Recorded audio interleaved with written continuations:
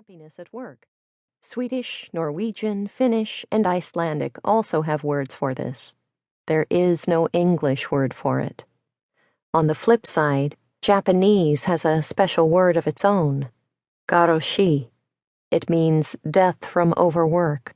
Washington Post reporter Blaine Harden reported in 2008, for decades the Japanese government has been trying and largely failing to set limits on work and overtime. The problem of garoshi became prevalent enough to warrant its own word in the boom years of the late 1970s, as the number of Japanese men working more than 60 hours a week soared. In 2007, the single greatest cause of suicides there related to work? Too much of it. So it could be worse, but the United States still has it pretty bad. Work and time constraints affect both how we eat at the workplace and how we eat in the hours outside of work. We can't understand American food culture without understanding American work culture. It's all interconnected. When asked how important working hard is to getting ahead in life, 73% of Americans rate it a 10 or very important, compared to the median of just 50% among 44 countries worldwide. When you're a salaried employee, does time belong to you or to your employer? The latter is true for the vast majority of workers, because their natural eagerness to work hard runs smack into their employers not being required to pay them overtime. The thinking by both parties is that if you're earning a salary over a certain threshold, working beyond 40 hours a week is merely a trade-off you accept. As a nation, we work harder and longer than almost all of our competitors, and much of that work is uncompensated, writes Fran Sussner Rogers, a work and family consultant, in a New York Times op-ed. We accept that that is the way it has to be, without much questioning.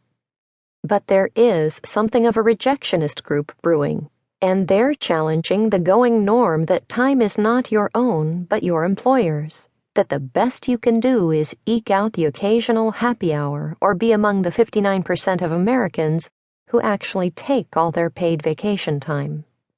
They're asking us to ask ourselves, are we really okay signing up for a lifetime of blurred lines between work and home? Many outside the United States have heeded similar calls. For example, at Volkswagen, email for some employees is shut down from 30 minutes after the end of their shift until 30 minutes before the next day's shift starts. If you work at Daimler, you can opt to have all the emails you receive while you're on vacation automatically deleted. The program resulted from work done by psychologists at the University of Heidelberg, and nearly every worker at Daimler has enthusiastically embraced it. The sender is kindly notified their email has been deleted and provided with a colleague to contact in the meantime. That leaves the vacationer no reason, other than email junkie disorder, to check work email from the beach. So why the desperate measures? The desperate times, of course. Workers are burned out, and mental health is suffering. If you work at our country's most valuable retailer, Amazon, you can expect to receive emails past midnight, followed by text messages asking why you haven't responded quickly enough. Americans today are taking less vacation time than at any point in nearly 40 years, according to a recent analysis conducted by Oxford Economics for the U.S. Travel Association. The top reasons for not taking vacation are fear of losing one's job, being replaced, and fear of returning to a mountain of backlogged work. The New York Times editorial board endorsed programs like those at Volkswagen and Daimler, lamenting the babbling brook of email and our relentless digital age.